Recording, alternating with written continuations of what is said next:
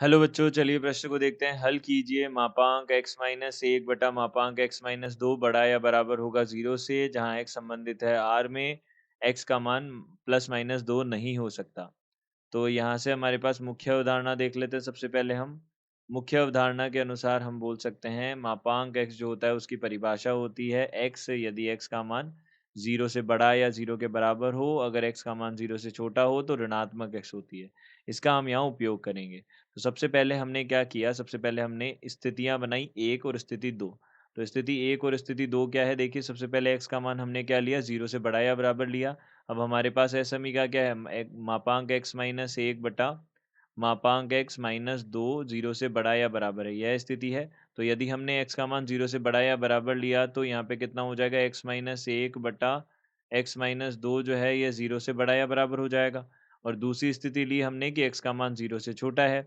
तो यहाँ क्या बन जाएगा, x माइनस एक माइनस एक्स माइनस एक और माइनस एक्स माइनस दो, यह 0 से बड़ा या बराबर हो जाएगा।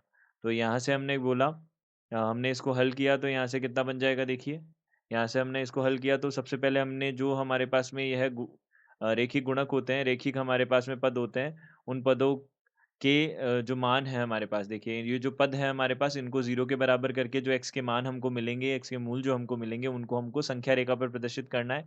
तो सबसे पहले हमने 1 को प्रदर्शित कर दिया, ये 2 प्रदर्शित कर लिया। अब हमें पता है अगर हम x का मान क्या लेते हैं, 2 से बड़ा लेते हैं। तो x का मान यदि हम 2 से बड़ा लेते हैं तो हमारे पास में यह हमारे पास राशि पूरी की पूरी धनात्मक होगी। अगर हम इसका मान 2 से 1 के बीच में लेते हैं तो 1 धनात्मक 1 ऋणात्मक यानी कुल ऋणात्मक बनेगा। और अगर 1 से छोटा लेते हैं तो दोनों ऋणात्मक यानी कि कुल धनात्मक बनेगा। यह हमारे पास स्थितियाँ बनेगी। तो अब हमें क्या चाहिए, हमें तो इसका मान धनात्मक चाहिए। तो हम ये दोनों ले सकते हैं। अब देखिए बराबर लगा हुआ है तो हम हर में तो 0 नहीं ले सकते, लेकिन अंश में तो ले ही सकते हैं। तो हम यहाँ से बोल सकते हैं यह क्या बन जाएगा, x संबंधित है। अब देखिए यह इसका हल बनेगा, लेकिन इससे पहले हम यह देख लेते हैं कि x का मान जो होता है हमेशा वो 0 से बड़ा होना चाहिए। तो इसको हमको क्या करना पड़ेगा, यह शर्त तो हमको माननी पड़ेगी क्योंकि इसी शर्त के ऊपर आधारित है यह समीकरण। तो हमको क्या करना होगा, इसका मान हमने देखा कि यह x का मान जो 0 से बड़ा या बराबर है, यह कब कहाँ-कहाँ संतुष्ट कर रहा है। तो यहाँ जो x संबंधित होगा वह क्या होगा, देखिए यहाँ पे हमको 0 को भी शामिल करना है। तो यहाँ से हम बोल सकते हैं 0 से इसका हल होगा 0 से 1 यूनियन यहाँ से हम बोल सकते हैं खुला अंतराल 2 से अनंत तक होगा।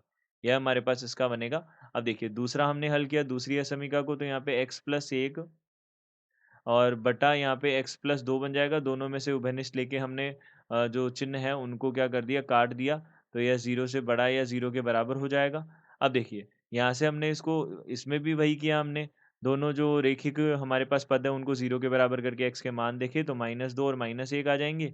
अब देखिए यहाँ पे -1 से बड़ा लिया हमने अगर मान, तो दोनों पद धनात्मक है। -1 से -2 के मध्य लिया तो 1 धनात्मक 1 ऋणात्मक है। तो यहाँ कुल ऋणात्मक आ जाएगा। फिर उसके बाद में -2 से अगर छोटा लिया तो 1 धनात्मक दोनों ऋणात्मक हो जाएँगे। तो ऋणात्मक धनात्मक बना लेगा। यह बना लेगा। अब हमको क्या चाहिए? 0 से बड़ा या बराबर चाहिए। तो हम क्या कर सकते हैं, यहाँ पे धनात्मक मान को हमको लेना होगा। अब 0 से बड़ा या 0 के बराबर यह हो गया। अब देखिए बराबर का चिन्ह लगा हुआ है, इसका मतलब हम -1 को तो शामिल करेंगे और 2 को -2 को शामिल नहीं करेंगे। तो यह हमने बता दिया। अब देखिए इसी प्रकार से हमारे पास यह जो 0 से छोटा दे रखा है, यह तो हमारे पास शुरुआती स्थिति है, यानी कि यह तो हमको लेना ही पड़ेगा तभी हमारे पास में क्या बनेगी, ये संभावना संभव होगी। तो हमने 0 से छोटा भी लेना पड़ेगा हमको। तो 0 से छोटा हमने बोला कि इसका मान क्या होना चाहिए, 0 छोटा होना चाहिए। तो संयुक्त जो हल बनेगा, जो दोनों को संतुष्ट कर रहा है, वह क्या बनेगा, यहाँ पे माइनस अनंत से -2 और यूनियन यहाँ से कितना होगा, 1 से -1 से 0 तक का होगा, यह बन जाएगा। अब हमें क्या करना है, दोनों ही हलों का क्या करना होगा, संग लेना होगा यानी कि यूनियन लेना होगा, क्योंकि स्थितियाँ हैं ये तो दोनों। स्थितियों के मध्य हमेशा क्या होता है, यूनियन होता है यानी कि संग होता है। तो हमारे पास क्या बनेगा, x संबंधित है, देखिए सबसे पहली बात तो हो जाएगा माइनस अनंत से -2 तक। माइनस अनंत से -2 तक यहाँ खुला अंतराल आएगा। और यहाँ से देखिए यूनियन, अब देखिए यहाँ से -1 से 0 तक और फिर यूनियन 0 से 1 तक। यहाँ से कितना हो जाएगा, 0 से 1 तक हो जाएगा। फिर देखिए यूनियन 0 से 1 तक हो जाएगा। और फिर हमारे पास में यूनियन कितना आ जाएगा, 2 से अनंत तक आ जाएगा। यूनियन 2 से अनंत तक आ जाएगा। खुला अंतराल 2 से अनंत तक आ जाएगा। तो x संबंधित है यहाँ पे माइनस अनंत से -2 यूनियन अब देखिए -1 से 1 तक है, तो -1 से 1 तक है। देखिए 0 हमारे पास इसमें शामिल हो रहा है, इसमें नहीं हो रहा तो हम इसको पूरा इस तरीके से लिख सकते हैं और 2 से अनंत तक हो जाएगा। यह हमारे पास इसका उत्तर हो जाएगा। तो दिए गए प्रश्न का उत्तर यह है। आशा करते हैं आपको समझ आया होगा। धन्यवाद।